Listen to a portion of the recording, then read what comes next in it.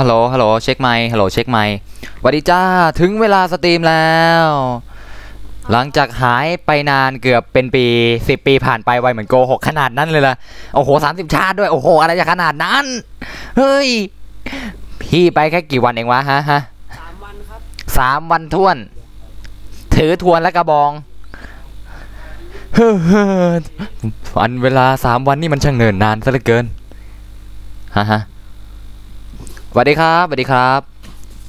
นะในที่สุดพี่ก็กลับมาอีกครั้งนะอ่านหน้านี้ฮะครับผมรู้ว่าเวลาพี่สอบพี่ก็ต้องถือไม้เข้าห้องสอบใช่ไหมขนาดนั้นเลยทำไมอะเป็นตีโจทย์เงียบทำไมอะไรนะบ่นอะไรนะบ่นอะไรนะ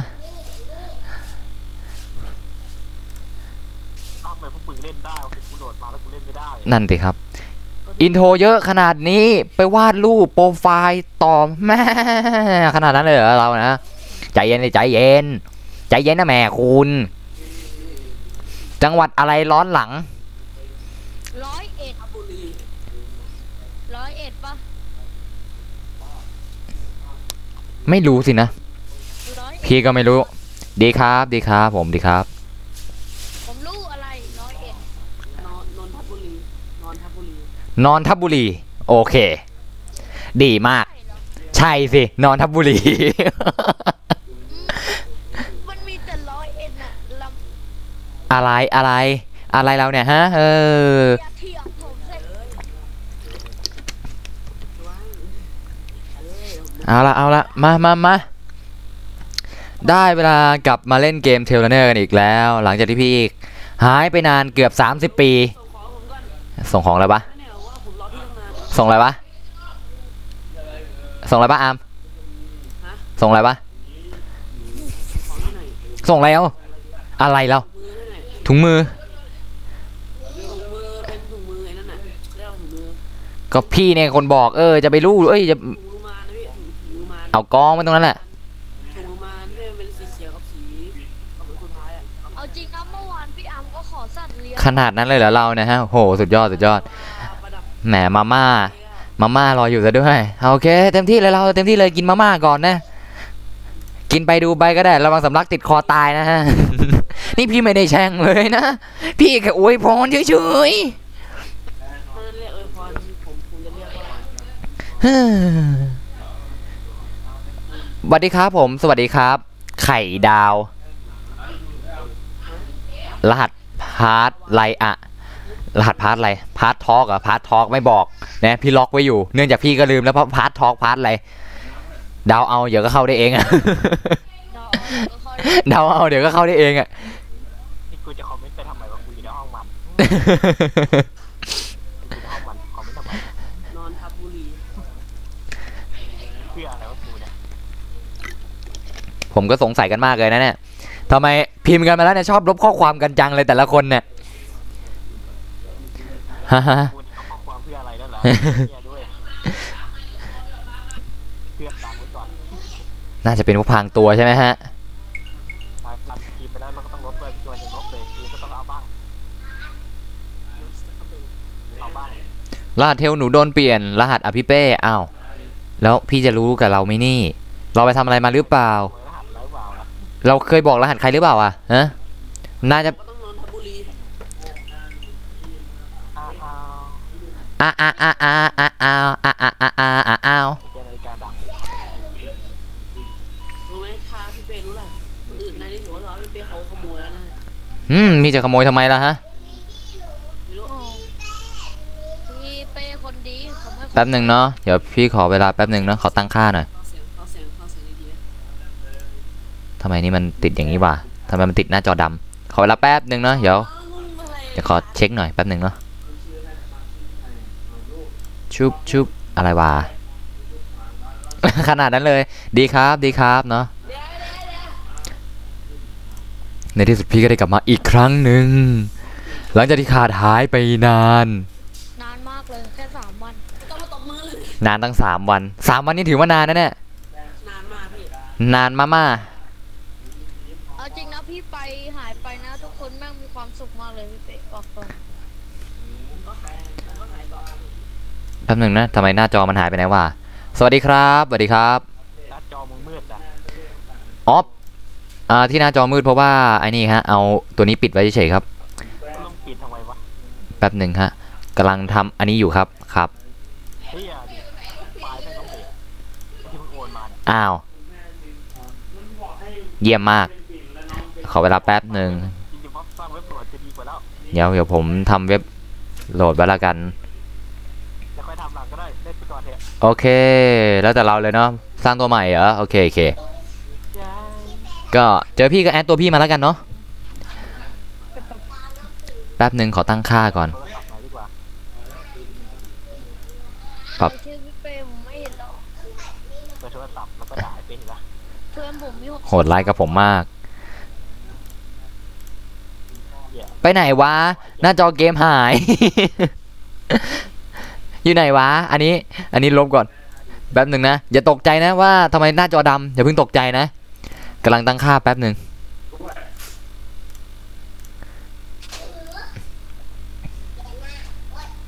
พี่หมาปวด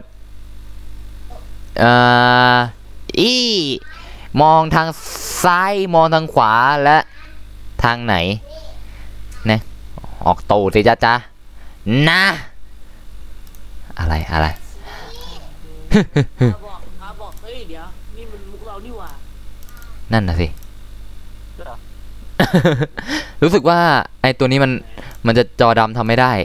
โอเคนั้นโอเคไม่เป็นไรนะก็เดี๋ยวขอแบบนี้แล้วกันเนาะคุณชื่ออะไร ผมเหรอคะผมขอแนะนำตัวสักนิดหนึ่งพอเนาะผมชื่อปอเป้ไปได้รับปั๊บไปได้ดูกุ๊บกิ๊บไปได้ดิบกุ๊บกับครับผมเนาะอย่าเพิ่งงงกันไป ใครเขียนเหรอจะบอกชื่อมาหน่อย คุณน้องเอเป็นคนถามมานะครับผม พี่เป้พี่เป้ ข้อความถูกลบไปแล้วอีกแล้วไวเหลือเกิน เดี๋ยวนะเป้ทำไมรู้สึกว่าคนนี้คุ้นๆวะเหมือนเคยรู้จักวะ ว่าอะไรอามว่า พี่เป้เป็นไร ก็เป็นแค่คนเดินดินกินข้าวแกงธรรมดาไม่ใช่ลูกเศรษฐีกินอยู่อย่างราชามาตรฐานก็พอใจไม่สูงจิตดาราฮะ ทำไมรู้สึกว่าคนนี้ชื่อคุ้นๆเหมือนกูเคยรู้จักเลยวะ รู้ไหมพี่ว่าทำไมผมถึงถามอย่างนี้ จะบอกว่าตอนนี้ไม่มีใครได้ยินในทอล์กนะครับ เข้าใจ เป้ทำไมรู้สึกว่ามันรู้สึกชื่อมันคุ้นๆจังวะเคยเห็นเปล่าวะ พี่เป้ คิดไปเองปะฮะ รู้ไหมพี่เป้ว่าทำไม โอเคได้แล้ว พี่เป้ ฮะ พี่เป้ อะไร รู้ไหมว่าทำไมคนถึงถามอย่างนี้ รู้ไหม เพราะผมกำลังดัดแปลงไง ดัด ผมก็พูดได้ละผมพูดได้แล้วเนี่ยผมพูดได้แล้วเหลืออันสุดท้าย อันไหนอะ เอ่อ โคตรแย่เนาะ อะไรนะไอไปนอนตะแคงมือสีแยงติดกำแพงเอามีดแทงไม่ค่อยแรงเดี๋ยวมันแดงอะนะ เป้จะพาไปกินลำไย อันนั้นเหรอพี่ผมยังพูดไม่ได้ จะพาผมไปกินลำไยซึ่งเขาบอกก่อนนะว่าผมไม่ได้พูดคนเดียวนะ แต่ไม่ได้เปิดเสียงออกสื่อนะจ๊ะ ยินดีต้อนรับ ไม่ต้อง ค่ะ เปิด แป๊บยินดีต้อนรับมาไงวะเนี่ย ยินดีต้อนรับสู่ช anel เป้ปอเป้ รู้สึกเปิดผิดอันตูว่าแล้ว ผิดอันจริงๆด้วย ที่รู้สึกชื่อเหมือนเคยเห็นหรือเปล่าวะ จิตไปเองครับ น้องในสมัยก่อนน้องที่เท่มาก คิดก่อนเหมือนเคยเห็นเหรอ ส่องครับอย่างนี้ต้องส่องครับ ไม่ช่างมันเถอะจำชื่อไม่ได้ มีเขาถามด้วยครับว่าอยู่ไหม ท่านพี่ฮะเขารู้จักกับท่านพี่ด้วยฮะ หรือเปล่า ต้องเล็งดี นะฮะท่านพี่ฮะ จะไปเรียนคิดอยู่ว่าคนไหน เขาถามอยู่ครับเล่าปีเป็นพ่อของเล่าใหม่เล่าใหญ่เป็นพ่อของเล่าใหม่ฮะทำไมเป็นพ่ออีกแล้วฮะใครเป็นหลานของเล่าปี มันชื่ออะไร น้องเอครับเขาชื่อน้องเอครับ แล้วก็ลบไปอีกแล้วครับ แล้วมันรู้ชื่อกูได้ไงวะ อันนี้ผมก็อธิบายไม่ถูกนะ คิดอยู่ว่าเหมือนเคยเห็นคนชื่อนี้ ท้องนี้หายไปคนหนึ่ง อะไร ท้องนี้มีคนหายไปคนหนึ่ง อ๋อคนแจกเรานี่เองใช่ไหมอ้าวไม่ ใช่ เอ้ แล้ ยว นั่นก็คือ อ๋อยังอยู่นี่ว่า พี่บี ใช่คนแก่ อย่าเรียกเขาอย่างนั้น ไม่พี่หมายถึงก้าว วันนี้เราจะมาออนเวลากันจัดไป เย้เย้เย้ ออนทิ้งนะแต่ไม่เล่น รหัสอะไรเหรอรหัสอะไรเอ่ยรหัสอะไรเอ่ย แน่นอน ลาดทอกเหรอลาดทอกไม่บอกนะจุบุจุบุ เพราะว่าพี่เบียร์ก็จำไม่ได้ต้องพูดนี้สิ 6 มั้ง1 2 3 อ้าวเหรอเราก็สตรีมเหรอเนี่ยแม่ไม่เอาอย่างนี้สิอย่าแย่งคนดูพี่นะ ยังเลยทุกคน พี่ตอบสิไม่ตอบ พี่ไม่ตอบ พี่ยิงวันหนึ่งเว้ย ตอบเลยเถอะพี่อย่าอยู่กับเขาดิพี่เดี๋ยวเขาก็กดอันซับ เฟิร์สมึงจะมีอะไรแจกมึงนะ อ่า วันนี้ เป้เดี๋ยวผมส่งให้เดี๋ยวผมส่งรหัสไปให้เป้แล้วกันนะ ให้ เดี๋ยวพี่จะทำอะไรก็แล้วแต่พี่แล้วกัน เอาไปขาย อ่ะ เลยพี่เป้ ท่านพี่ฮะเขาถามว่าจำกันไม่ได้เหรอท่านพี่ฮะ พี่เป้ครับอย่าลืมนะผมส่งในกาลิน่าส่วนตัวพี่นะ โอเคโอเคเขาถามว่าจำกันไม่ได้เหรอฮะน้องเอเขาถามมา รหัสเข้าไอดีแน่อยากรู้ไปเพื่อ กูก็อยากรู้เหมือนกันว่าไอ้เป้มาทำเหี้ยอะไรวะ นั่นสิครับอ้าวอีกแล้วเราเนี่ยน้ำมาตอนไหนทำไมพี่ไม่เห็นรู้เรื่อง มาเร็วๆมาเร็วๆมาเร็วๆเร็วๆเร็วๆเร็วๆเร็วๆเร็ว พี่น้ำ เฮ้ย พี่น้ำมา ๆได้ไว้อาร์กอน30 วัน โอ้โถ มันผสมเป็นถาวรได้ไหม ได้ ได้ ได้ด้วย กูเขียนกลับไป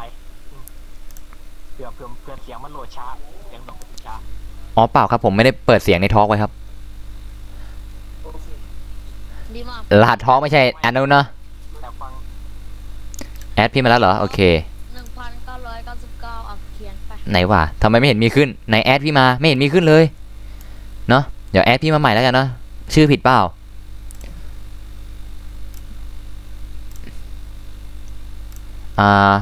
ว่าแต่ไอไวท์อาร์กอนนี่ไปผสมตรงไหนครับไม่มีสัญญาณตอบรับจากเลขหมายที่ท่านเรียกกรุณาติดต่อใหม่พรุ่งนี้ค่ะ The number one this again and again and again ใครว่าเกเรนเกเรนเกเรน โอ้ ไม่บอก พี่ไม่บอกรหัสไม่ต้อง ผมอยากรู้จังพอพี่เป้ต้องการขอความช่วยเหลือมากไม่มีใครพูดเลยตะกี้ ไม่เพราะว่ามันมีระยะเวลาหน่วงอยู่ไง จริงๆตะกี้ไม่มีใครตอบเลยนะ เราคือแมว2พี่น้ำแน่นอนเป็นชื่อ โอเคแม่ว่าแต่ไออ้าวนี่ไงเจอแล้วโอ้โห3 เหรียญแล้วเอาเหรียญจากไหนเนี่ยผมลืมวิธีหาเหรียญ เล่นด่านไหนก็ได้พี่ แล้วเปอร์เซ็นต์ดรอปอ่ะ อ๋อ1 โอ้ไอ้ที่เรา เขาบอกว่าน้องชายพี่ไง ใช่ ท่านพี่ฮะท่านพี่ช่วยอ่านจักติดหนึ่งนะฮะ เปิดอ่านทำไมว่ากูเล่นเกมอยู่ เอาละฮะดีครับผมดีเนาะในที่สุดพี่กลับมาอีกครั้ง มาทำไม ไม่มีแข่ง มาทำไมก็ไม่รู้แต่ที่รู้จะมามีปัญหาอะไรบ้า ไม่มี อ่า เอาแป๊บนึงจะใครทักมาในไลน์ มาร์กนะ ขนาดนั้นเลยถ้าพี่ไม่บอกนี่กดเลยเหรอพี่บอกก็ได้นะหนูจ๋า มาในไลน์อ่ะดูให้หน่อย ครับจัดมาฮะ กูทักกูไลน์มาในไลน์กัน ทำไมยิงไก่ ไม่มีนะของพี่ไม่มีขึ้นเลย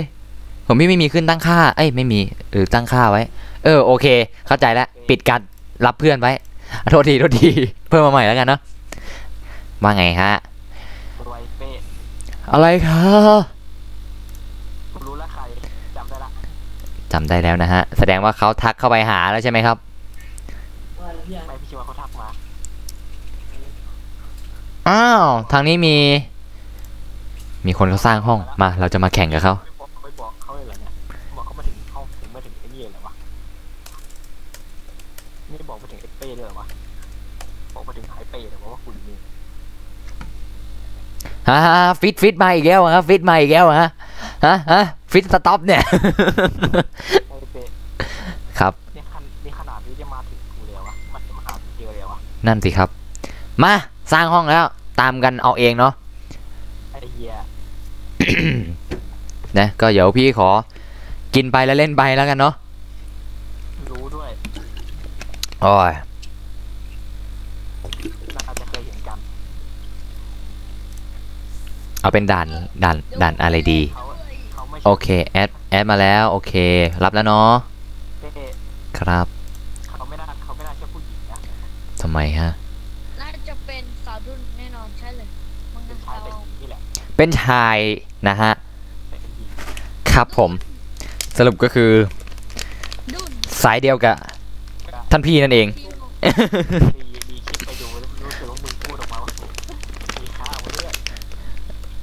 ดีคิดไปดูมีค้าด้วย ตามพี่เป้ เฮ้ยอย่าเพิ่งให้ช่องบินสิ ค้าด้วยเป้มัน พี่อ้ำรหัสผ่านอะไรอะ ไม่ได้กด พี่ ซับ ยัง หรือ ไม่ เปล่า ถึงก็เดิน ฮะ มึงไปตรวจดูดิว่ามันได้กดซับหรือเปล่า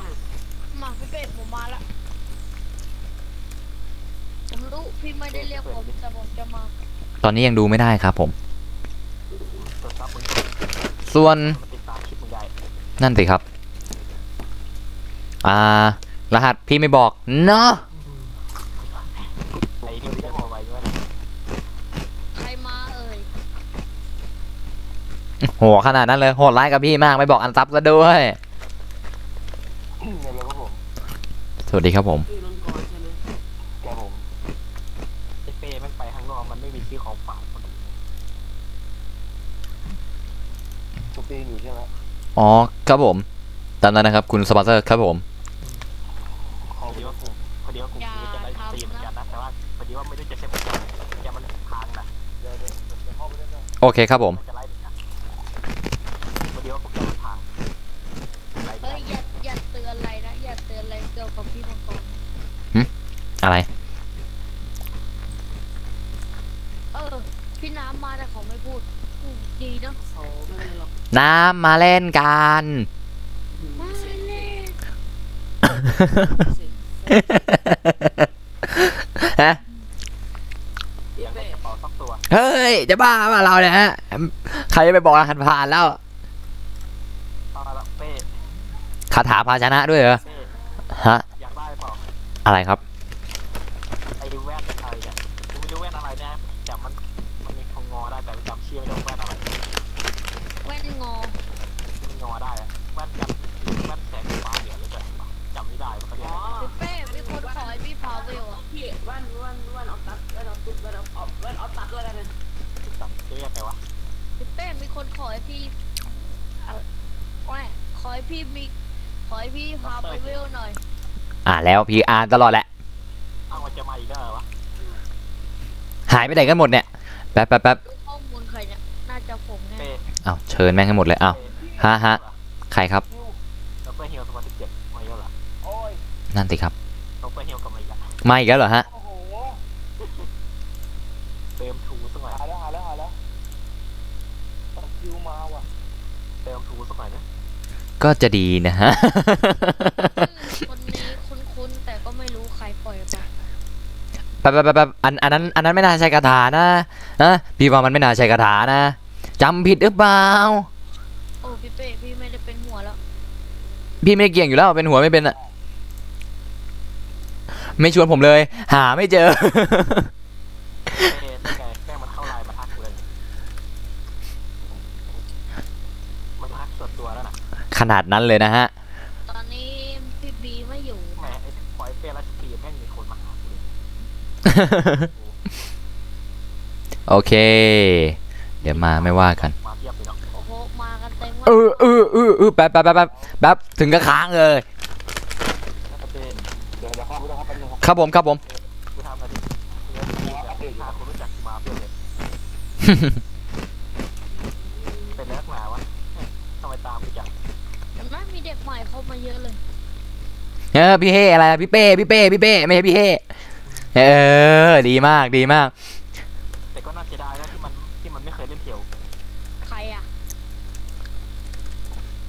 อืม แต่กูก็ไม่มีคนสอนให้หรอก เพราะว่าคนอื่นเขาเล่นไปแล้วหมดแล้ว โอเคเขาได้กันหมดแล้วมึงจะให้กูสอน ปัญหาคือทำไมไม่มีใครมาหาพี่เป็น ไปเล่นไก่ก้าว เขาบอกเดี๋ยวมา ธุระอยู่ ไปเล่นไก่ก้าวเลยดีสิตอบมันกลับไปเลย รู้ไหมเนี่ยตอนนี้ก้าวเก่งกว่าผมแล้วนะเว้ย ซึ่งมันเป็นมือใหม่มัน หมาย ก็ ถึง ยังมันก็เพิ่งเคย ห เล่ มาน ย เก ถึ ม ง นี้ พวกด่านนิทานนะเจ้าด่านหนึ่งยังไงพี่ก็เก่ง เป้ กว่า จะ ข้าวอยู่ดี เป้คิดว่ามัน ดีครับ ก็มาก็เล่นด้วยครับ พี่เป็นบอกว่าไม่มีกิลด์ เป้มันชื่อเอนะ ไอพี่เป้ครับทำไมไอดีสปอนเซอร์เขาออนได้สุดยอด เอ้าก็เขาก็อยู่ในทอล์กเนี่ยฮะ เป๊ะมาชื่อเอละ ครับผม ทำไมชื่อเอแล้วทำไมในห้องท้องแล้วมันมีคนชื่อบีวะชื่อเอก็มา อีกตัวมา ยังไม่ตรงกันเป๊ะเลยไม่คล้ายกันมาก ต่อไปมันจะเป็นชื่อซี รอไปยาวๆยาว ชื่อสี ๆรอไปยาว แล้วก็มีเอบี ๆในที่สุด เราก็ได้แรง15สักที เอาพี่เป้แรง15แล้วตอนเนี้ย ทีได้9ไหมเดี๋ยวพี่ก็ขายได้แค่อันเดียวแล้ว มาให้หน่อยเดี๋ยวฟรีไหม เอ้ย อะไรเหรอฮะ แรง พอไหม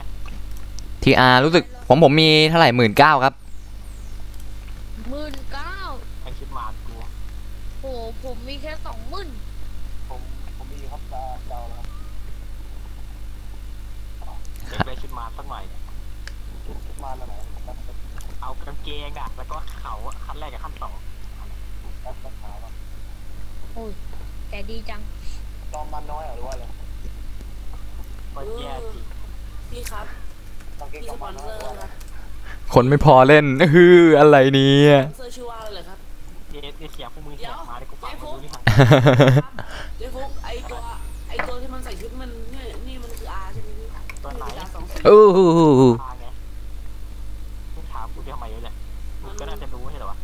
อันนี้ เรียกว่าคำถามที่ไรคำตอบพี่ กางเกงจอมมันน้อยหรือเปล่า ทางละ แคปชั่นครับ อันขั้นสองนะขั้นสองมาขั้นสอง มาปีศาจใช่ไหม ดีซ่าอะไรขั้นสองละ พี่สปอนเซอร์ชื่อว่าอะไรเหรอครับ เลิกเล่นแป๊บ เดี๋ยว ใช่ไม่ใช่ชื่อนะก้าวคนละชื่อละ ตะโคในขอเข้าเกมก่อนชื่อไม่ได้ อ๋อพร้อมกดก็กดได้เลยเนาะ ครับผมเมื่อไหร่จะกดอะครับทำไมเป็นที่เดินรับบอกจะใช้รับ เดี๋ยวเขาส่งดีกว่าเดี๋ยวเล่นสตาร์ก่อน ตอนนี้ วันนี้จะขอค่ะ 8 คนแล้วฮะ ไอเปียทั้งหลาย เร็วเร็วนั่นใครไม่กด หมดแล้วล่ะคือเมื่อกี้บัก อีกสุดคนสองอีกคนหนึ่งสุดท้ายเร็วเร็วเร็วเร็ว จะบอกว่าเพิ่งกลับมานี่โคตรหิวเลย เท้าแพ้ภูเขาผมต้องเก็บเอาเอง มาดูไอเป้ที่วันที่ยังไม่ได้เติมบัตรดู ครับอะไรครับยังไม่เติมบัตรทูก็ กดอีกคนนึงเลยคนนึง กดได้แล้ว เอาเลยกดเลยอ้าวไม่มีใครกด ว่าวันนี้หนังภาพยนตร์ กดติโอ้ไม่ วัน ทั นี้ น ได้ แล้ว เป็นแฟนคลับที่หม่ำพอดีเลย มีแฟนคลับพี่หม่ำด้วยนะฮะ ก้าวอยู่ไหนก้าว ที่หม่ำเป็น อยู่ที่บ้านทำไมอ่ะ อื้อหือ หม่ำไม่นะ ไม่พี่ถามว่าในเกม อ๋ออยู่ใน อุ้ย แมป เกือบไม่ทันเกือบไม่ทันเกือบไม่ทัน ครับที่หม่ำก็เป็นแต่ว่า เย้ก้าวทีนี้พี่ก็เหลือแค่กำไรละ รับรองว่าต่อยเป้นี่หลุดนอกโลกไปเลย จะดีเหรอฮะ ต่อยเป้แล้วเป็นกับเป้หลุดนอกโลกไปเลยเขาก็จะสมน้ำหน้าไปเลย อะไรมีรถพระมาประกาศรถพระมาประกาศหน้าบ้านด้วยแหมดีนะเราเนี่ยทำบุญสักนิดนึงนะชีวิตเราจะดีขึ้นเองเชื่อพี่ แล้วก็จะไม่ได้ทำบุญนะชีวิตพี่จะแย่ลงเพราะว่าไม่มีตังค์กินข้าว ฮะถ้าพี่ทำบุญทีนี่กระเป๋าบัญชีแล้วฉีกขาดเลยอะ ทำไมอ่ะ โหแค่นี้ก็ไม่มีแล้ว เงินผมมี20 บาทไม่รู้ทำอะไรได้ตอนนี้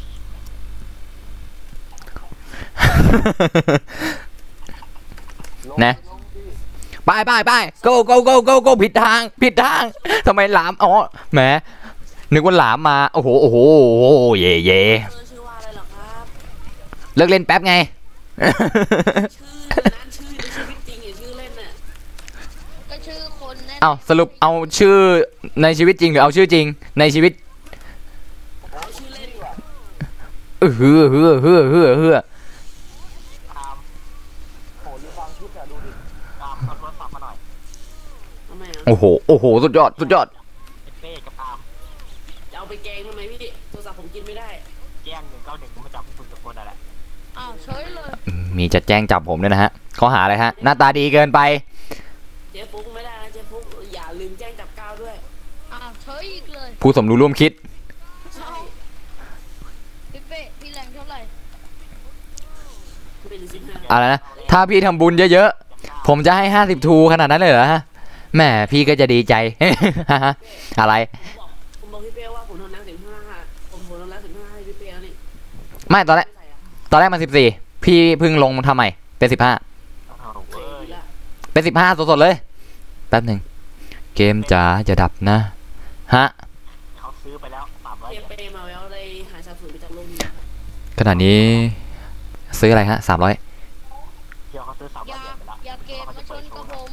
จ้า เรียบร้อยครับ จากที่เราที่1-1กลายเป็นที่6ครับจังหวะนี้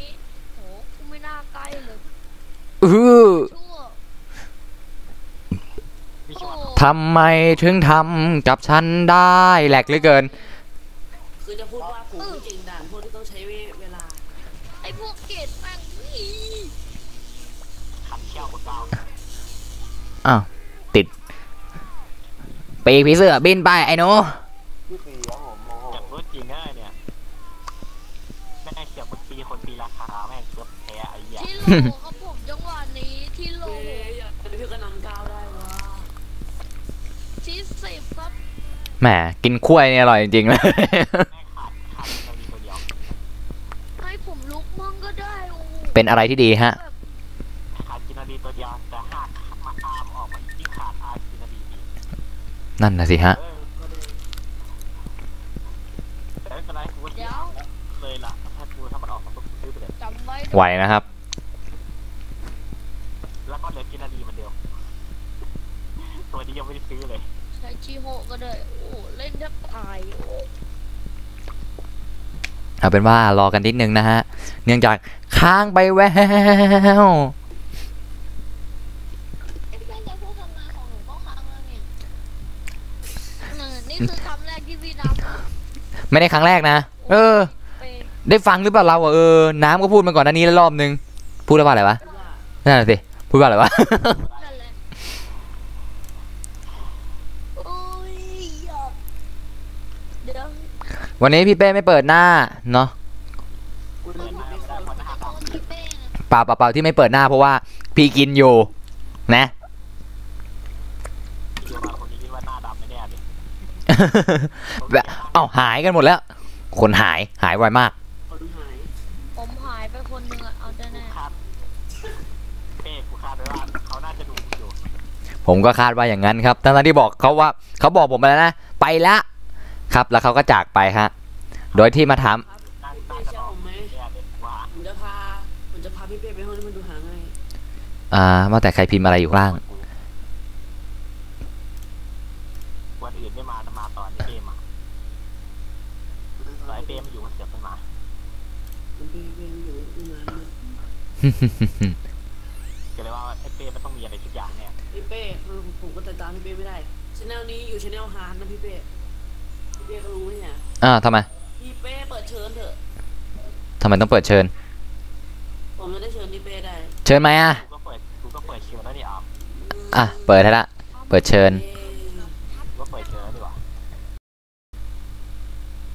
พี่น้ำมาแล้วพี่น้ำมาแล้วพี่น้ำมาแล้วมาแล้ว ต้องขายหัวไก่ต้อง20 วอนเนี่ย เป้พี่ลืมเล่นรหัสเป้ปะเหี้ย อ๋อไม่เป็นไรครับไม่เป็นไรฮะ ไม่ กอง ดีแล้วใช่ไหม ว่าจะเล่นว่าจะหาทำเควสต้องเตือนให้มัน ไม่เป็นไรครับไม่เป็นไรฮะ จานกาต้องใช้ลับ ไม่เอาไม่ไป ไปก็ได้ เดี๋ยวจบวันนี้กันเดี๋ยวจบอันนี้ก็ได้ปิดเทมแล้วเอา ดีมาก ยังไงกันแน่เนี่ย โอเค จัดไป กดเลย go let's ยังไม่ถึงเหลืออีก2 คน ปิดเหยียบด้วยเอ้า ไลเอาไลอะ ไม่แหละเพราะกูอยู่ในเกมรอพร้อมอยู่เนี่ย ดีมากผมนี่มาอีกฝั่งนึงก่อนเลยเจ๊ก็มาอีกฝั่งนึง9เห็นไหมพี่มีอะไรโอ้โห แต่กูหาชื่อพวกมึงไม่เจอที่กูเข้าไป พี่มี ไม่ หา ได้ งไก่แล้ว เพื่อนกูเยอะเกินหาชื่อ พี่ ไม่ เป้ เจอ ครับ แล้วต้องไหนพี่เป้จะแจกโค้ดอ่ะ อยากให้พี่เป้แจกอีกเอ้าโค้ดอยู่กับพี่แล้วเหรอ ผม อ้าวเหรอ จกันหน้าพี่เป้ เอาเหรอมาวันนี้เดี๋ยวไม่ใช่วันนี้แหละต้องไม่ใช่วันเนี้ยเพราะวันนี้พี่จะเลิกสตรีมไวหน่อย ไปไหนก่อน ฮะ พี่เป้ครับ อะไรเอ่ย พี่เป้โกหกผมพี่เป้กลับมาก่อนกำหนดพี่เป้บอกจะกลับมาตอน6 โมง6 โมงครึ่งนี่พี่เป้มาก่อนกำหนด ไม่ดูนานเบยนะตามนั้นแหละเพราะว่าพี่เพิ่งว่างจริงๆนะก็พรุ่งนี้อาจจะได้สตรีมฮะ เป้กูหาชื่อมึงไม่เจอ จริงเหรอครับ ประมาณว่าต้องแยกลิสต์ไว้แล้วมั้งฮะ อ้าวอาร์มลาก่อน ต้องส่งตัวละครเป้แยกไป เอาแล้วครับจังหวะนี้ครับอาร์มลาโลกกลายเป็น สตรีมอยู่เนาะสตรีมอยู่ กาเดินทางไหนหน้าหลังซ้ายขวา แล้วเขาไปเขาไปกิน หม ไฟ ดภายในพิจารอาหารสัตว์เลี้ยง นี่พี่อาร์มฝึกมา ฝึกมาแล้วไง ฝึกมาแล้วไง เห็นไหมผมจำได้ หรือเปล่าว่านั่นไง นางดูกูจะเห็นกูอยู่แน่ นะ แล้วก็เดี๋ยวพี่จะไปหาเล่นไหมครับนะ ๆในน้ำเป้ ฮะ ตกใจเลยแต่บอกว่ามันแดกว่ามันจะได้ อ้าวพี่เป้เป็นไรลื่นอ่ะตอนนี้ครับพี่เป้วิ่งเรียบร้อยตาย เอาลืมเอาชูมานี่เองก็ว่าทำไมกดไม่ติด ฮะ อะไรครับ มีอะไรฮะ เขาบอกว่าในเขาบอกว่าอยากได้แอปนี้ ใครครับ ผมเหรอ ไม่พี่เจวันแปลว่าเขาอยากได้แอปนี้ไม่พิมพ์เลยพอกูอยู่ไม่พิมพ์ เหรอครับ แม่งพิมพ์อะไรวะ นี่ไงเนาะเล่นกาอยู่เนาะก็เดี๋ยวยาวๆเลยแล้วกันถ้าใครจะเอากาก็โหวตมานะว่าเอากาเอาหมึก เอาหลาม เอาพี่เคเอาพี่ตูน เอาอะไรเนี่ยเอาพี่เป้เอาได้หมดเลย อยากได้อะไร เล่นเหรอ นะ พูดคำว่าเล่นดิ อ้าวก็เขาบอกเอาเฮ้ยพี่บอกเอาพี่เอาพี่ก็เอาเอาแล้วกันสรุปพี่เอาไม่เอาดีวะเอาเป็นว่าเอาแล้วก็ได้เอาเลย ชื่อได้นั่นอ่ะ อะไรฮะ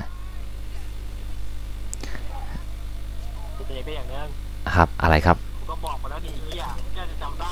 ลืมแล้วครับ ลืมแล้วครับ ลืมไวมากเลย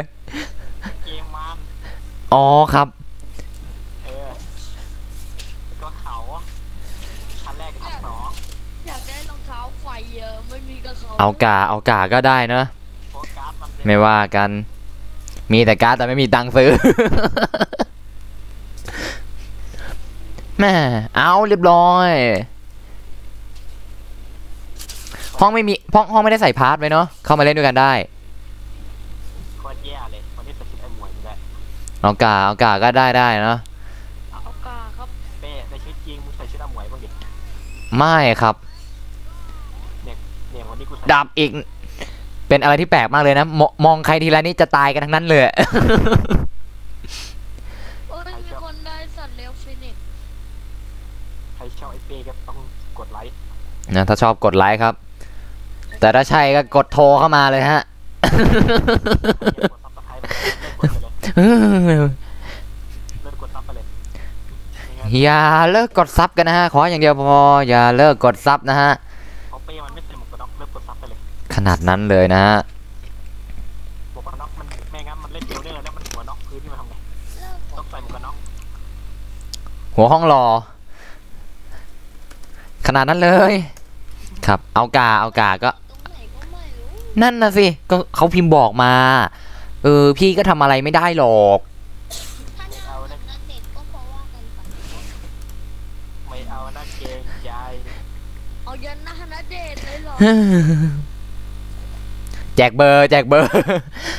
ใช่ไหม9อ่ะเบิร์นเยอะแล้ว 4244 ร้องเพลงเกรงใจให้ดูหน่อย ไม่เอานะ ไม่เอานะเกรงใจ ไม่ดีนะเกรงใจ สดชื่นก็บันไซกินกันเข้าไป ไม่ไหนโค้ดเนี่ย โค้ดเดี๋ยวพี่แจกเนาะ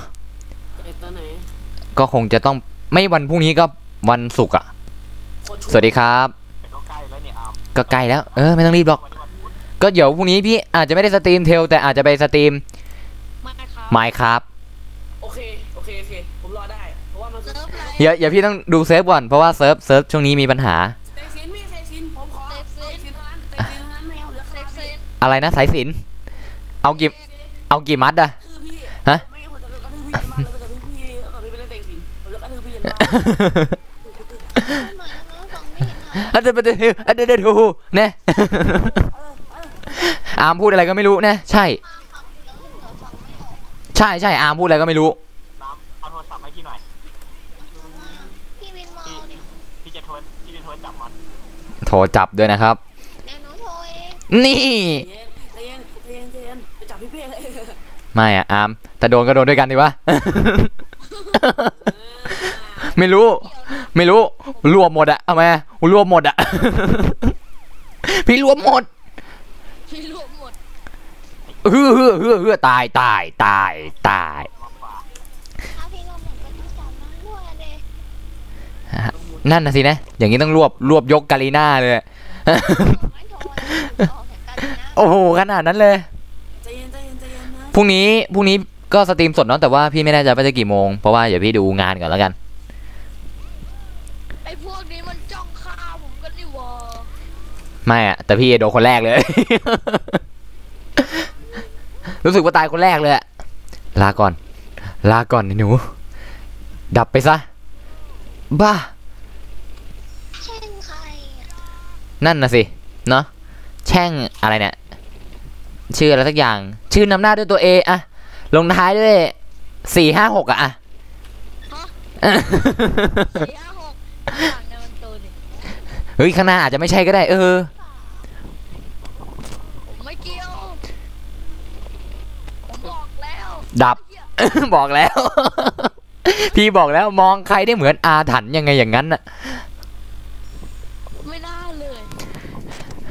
ไม่ได้เลยเองก็ไม่ได้เดิน ไปตอบในเกมตอบไม่รู้ เหรอ เดี๋ยวทำไมมันแปลก ตอ วะ บได้คำว่าใครอย่างเดียว หืม ใส่แรงเยอะก็ไม่ดี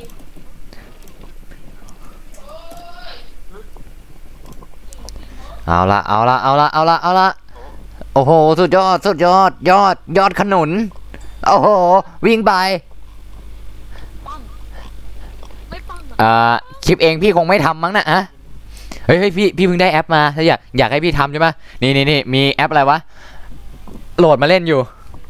มันแอปชื่อแอปอะไรสักอย่างอ่ะแอปอะไรวะ 3 Acer ชื่อแอป AZAR เรียกแกเป้ดีไหม ดีแล้ว มาเล่นกันเตอะ ห้องช่างโลงนะใครเลี้ยงกุมารทองใคร มีเสียงกุมารทองด้วยเหรอโอ้โห มาเล่นกันเถอะมาเล่นกัน นะอันดับแรกเราจะใส่ป้องกัน เสร็จแล้วเราก็ใส่ไม่ใช่ไก่อะไรวะเนี่ยแม่ วันนี้พี่สำเนียง ไอ้ แปล เหี้ย ก กูกล่าวว่า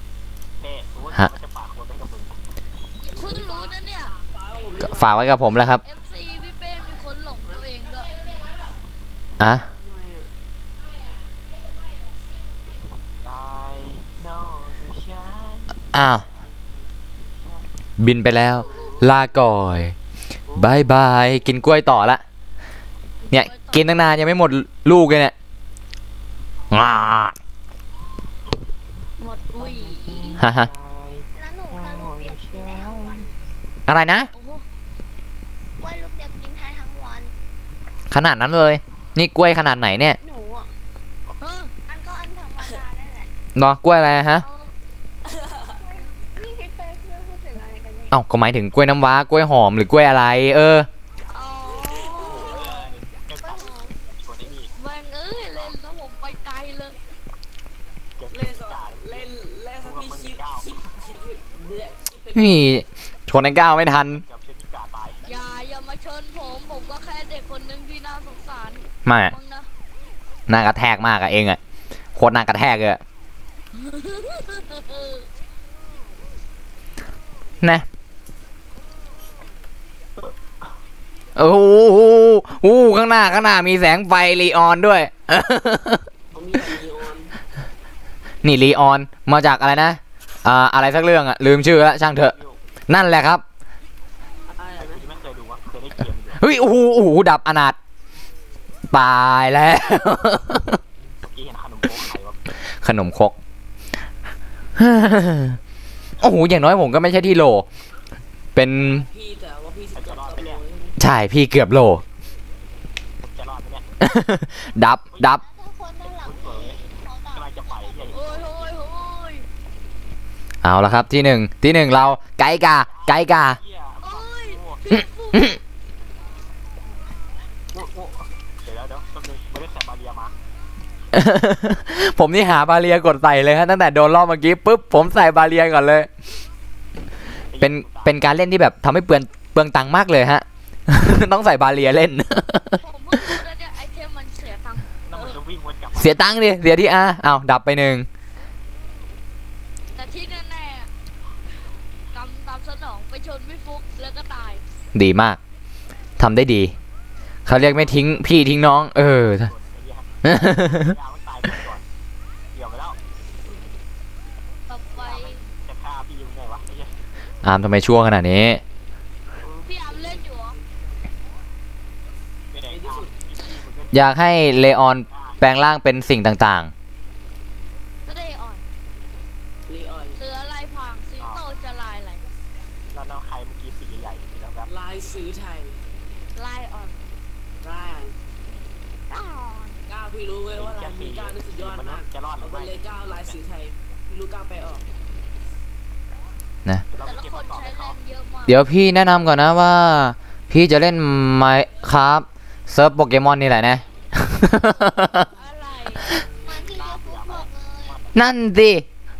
วันที่เจ๊ฟุกบอกว่าพี่เป้ชอบเล่นอะไรที่เกี่ยวกับโปเกมอน ตามนั้นเลยขนาดอะไรนะโรบอกก็ยังโปเกมอนเลย อ้าวไอ้ยา เป็นโนนกิน อ้าวแล้วถ้าเทลอะ ถ้าเทลถ้ามีไอ้อะไรนะตัวละครโปเกมอนมาก็จัดให้ไวอ่ะ จัดให้ไว จัดให้ไวอ่ะ อ้าวแล้วถ้าเป็นโปเกมอนรวมร่างทั้งหมดเลยอะ โปเกมอนรวมร่างทั้งหมดนี่มันคือตัวอะไรกันเนอะ เออ ไม่ว่า โอ หา เม ยาก ก้าโอเมก้าดีโปเกมอน แม่งมึงจะมีคู่สายพันธุ์เลยเหรอเจ้า ต้องยัดสายฟ้าน้ น้ เจ้า ำพลังจิตความมืด ำมันจิบ มาหมดเอาดิ เจ้าไม่พ่อมึงจับเลย นะตามนั้นเลยนะ ตามนั้นเลยนะพี่มองใครนี่99%นะที่จะต้องตายอ่ะนะส่วนอีก1%นี่คือรอด คือความจริงนะ พี่ไม่เถียง มันคือความจริง งั้นก็แปลว่า ลาก่อน เอาอีกแล้วทำไมหญิงชอบทักผมวะอืม ไม่ทำโอ้ย แหมให้ทำคลิปจีบสาวคิดยังไงเนี่ยเราเนี่ยฮะเฮ้ย ผมเป็นคนดีมากเลยหญิงชอบทัก ขนาดมอดสาวกูยังไม่เคยได้เลย มาอยากเห็นพี่อะไรนะทำคลิปจีบสาว จัดมาให้พี่สักนิดนึงอ่ะนะเดี๋ยวพี่ทำให้ดูเลยคลิปจีบสาวเนี่ย จีบใครอะ ฮะ จะจีบใครใน ถามมากก็จีบน้ำแล้วหรอก หน่อย หาเพื่อนตาย โอ้อะไรฮะ ทำ ต ยั อน งไง นั้น ไม่ ไม่ ให้ ใช่ มัน ต้องไปเจอมีงูหน่อย อีกแล้วเหรอฮะนี่ผมก็เจอมาทั้ง3 วันแล้วนะครับ ไม่เห็นมันจะสนุกเลยไม่เห็นจะดูอะไรนั่นน่ะ อันนั้นเลออนพี่รู้นะเลออนมันคือตัวอะไรพี่รู้นะมันคือกิ้งกือสีเขียว ผสมก๋วยเตี๋ยว ใส่ไข่ด้วย กูรู้จักชื่อหนังกูรู้จักชื่อตัวละครของนายรักบอลด้วยเพราะเคยดูรักบอลบ่อยกูไม่น่ามีโฮมมาเล่น รู้สึกว่าอยู่ข้างหน้าแล้วมันอันตรายยังไงไม่รู้ครับ ไอ้เหี้ยว่าแล้วเนี่ย ขนาดใส่แรง15แล้วนะผมยังผวาอยู่เลยใครอยากเห็น ช่วงนี้มันลุกช้าหน่อย ใครอยากเห็นอะไรเอ่ยเห็นพี่นะทำคลิปจีบสาวเหรอขนาดนั้นเลย เกตเกตเกต ชูเฉียดนิดเดียวแหม่ด่านนี้โอ้โหดับอนาถ ไหนวะเนี่ย ป่ะแป๊บมาไงนะฮะมาไงครับ โทบิมาไงครับ มาไงฮะน่ะโอ้โหเพิ่งเห็นอันนี้เพิ่งเห็นจริงๆนะเนี่ยเพิ่งสังเกตเห็นเลย กาวแม่งมันใส่บาเรียมเว้ยกาวแม่งใส่บาเรียม ต้องลงทุนใส่ดิครับ ไม่ใส่ก็ดับอนาถนะฮะ บาเรียมหมดไอ้เหี้ยบาเรียมหมด ดับก้าวดับก้าว กาวมีกูยังมีพลังเสริม เฮ้ยเอ้ย ผมลืมเลยเนี่ยว่าจะไปเอาน้องต่ายมา ผมลืมเอาน้องต่ายมาอีกแล้วเนี่ยนั้นช่างเถอะเล่นแบบไม่มีน้องต่ายสักวันจะเป็นอะไรไปนะ กูยังไม่ได้เอากระต่ายทุกวันเลยยังไม่เคยแทบจะไม่เอากระต่ายมาเลยเอ๋ โอ้ยเข้ามุมก่อน น่า จุกเลยไม่ได้เห็นจริงๆว่ากันแล้วจริงๆ แป๊บหนึ่งนะฮะทำไมพิมพ์ได้แป๊บหนึ่งกลับไปดูก่อนโอเคครับ ดับแล้วนั่นเองถึงพิมพ์ได้ ก็ว่าทำไมพิมพ์ได้วะแหม เจ้าแม่งพาเทียบคันนี้มึงตายด้วยเหรอวะ มันสามารถสักไก่เลย อ่า เดี๋ยวอยู่2 ตัวจะรอดไหมเนี่ย ผมคาดว่านี่แหละ คนนี้น่าจะดับนะฮะ 2 ตัวเนี่ยจะรอดไหมเนี่ย นั่งโชว์เลย น่ะเหยียบโอ้โห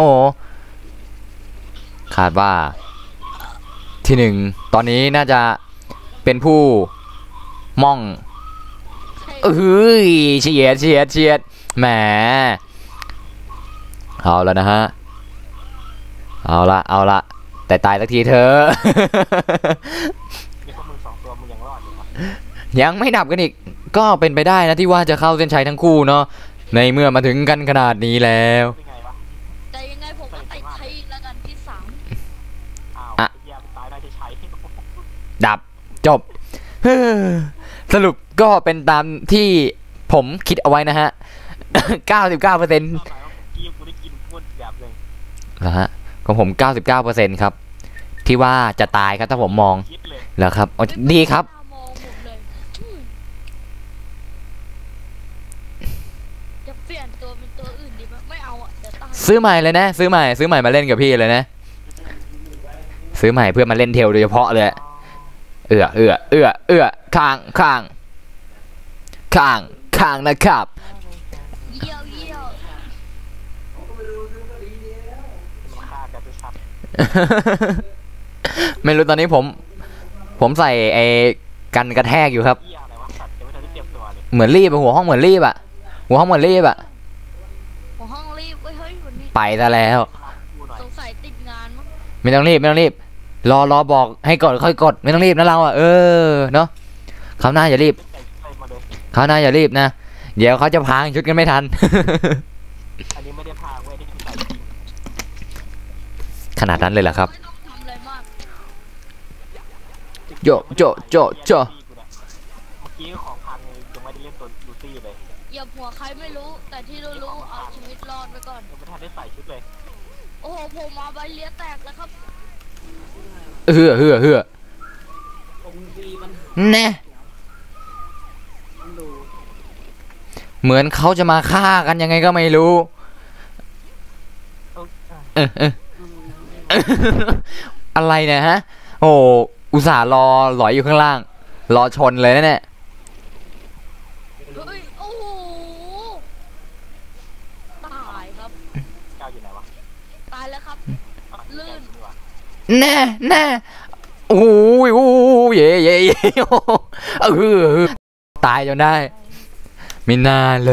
ย โอ้ยกูไม่มีชุดใส่ของเขากูยังรอดอยู่เว้ยใช่กูยังรอดอยู่ยังไม่ทันได้ใส่ชุดเลย เอาละ นี่กูต้องมานำหลังเพื่อนเพราะมันจะรอดเปล่าแยกกับ นะ ยังไม่ทันได้ออกเลย คนรอดทั้งหมดตอนนี้7 คนเอาค้างอย่าทำแบบนี้เลยเนาะเอาละผมดับไปแล้วนะฮะถ้าใครอยากทำหาผม กูยังรอดอยู่ ยังเห็นครับตอนนี้มีทั้งหมด7 คน ทำไมทุกคนมันใจกล้ากันจัง ไม่ได้เป็นสายตรวจแต่เขาเลย เหตุการณ์สนามด้วยซ้ ไม่ได้ใส่อะไรเลย ตัวเพียวลงด่านนี้จะมันมากเลยครับถ้าตัวเพียวลง ไม่ได้ใส่เลย ซึ่ง7 คนก็ยังเหลือรอดกันอยู่ดี เหี้ย นี่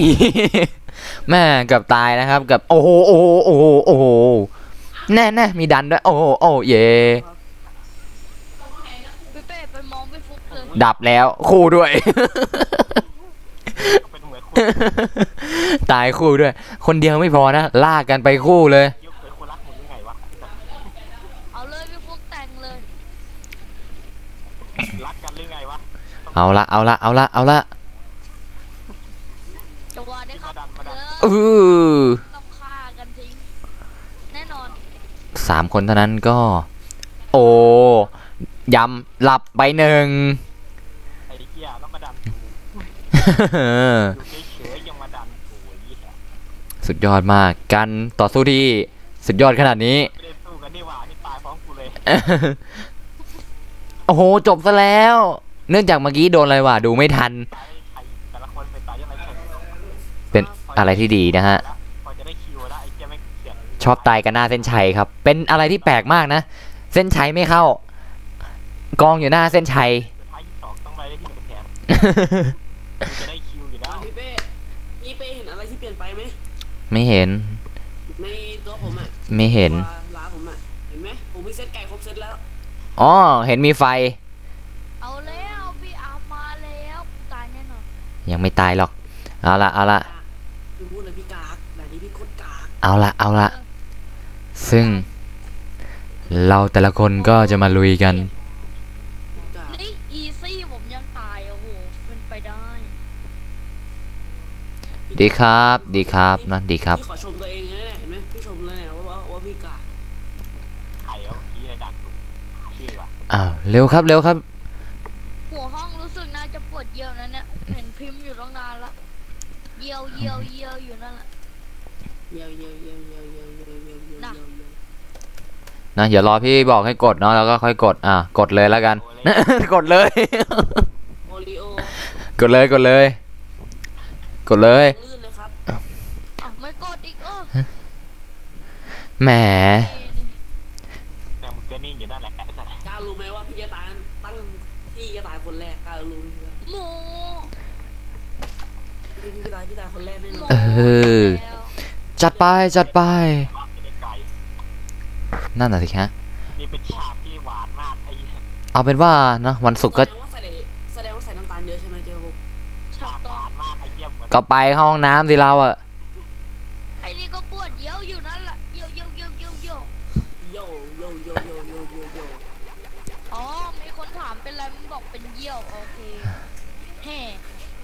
โอ้โหผมมาไม่ทันไรบาเลียแตกแล้วครับ อย่าบอกใครไม่รู้ อู้หู เอามาละ ทางไหนวะ มีกาไม่หน้าตามันเหมือนกันเลยวะ จอ ไม่เหมือนนะพี่ถ้าเกิดพี่สังเกตดีมันจะไม่เหมือน มีเบอร์ใช่ปะหลุดเหรอหลุดเหรอ มีบ้างตอนนอนได้พอพี่จำไว้ ดีมากไอ้หนู คำศัพท์นี้ใช้ได้ทุก มัวแต่คุยกับเองเนี่ย กูเห็นมัน ไม่โดนเว้ยฆ่าคนได้ละ นี่มันเถื่อนจริงๆบอกตรง ได้เกือบแล้วนายก้าว แม่ หลุดก็รอรอบหน้านะอย่ามาเล่นด้วยกันได้นะ ไม่ได้แดง พี่ก็เดี๋ยวเล่นเรื่อยๆแหละเนาะประมาณทุ่มครึ่งอะเดี๋ยวพี่ค่อยหยุด อยู่สตรีม พี่อย่า ฮะ เดี๋ยวพี่เอาผมไปฝึกแล้วพี่จะมาชนผม หยุดสตรีมใช่หยุดสตรีมนะเดี๋ยวพี่จะหยุดสตรีม ก้าวไปฝึกเลยก้าวเพราะว่าก้าวพี่นั่นแหละพี่จะถามว่าพี่ สุดยอด สุดยอด พี่จำได้ แหมเล่นทุกตัว ผมตายแล้วครับสุดยอด โอ้โห ก็กูมันอยู่ไหนวะไอ้เป้มันอยู่ไหนวะน้องกูอยู่ไหนแล้วเนี่ย ใครครับ ผมยังสบายดีเจ๊ฟุก น้องกูอยู่ไหนละน้องกูยังรอดดีวะน้องไม่จะฆ่ากูแน่ ดับ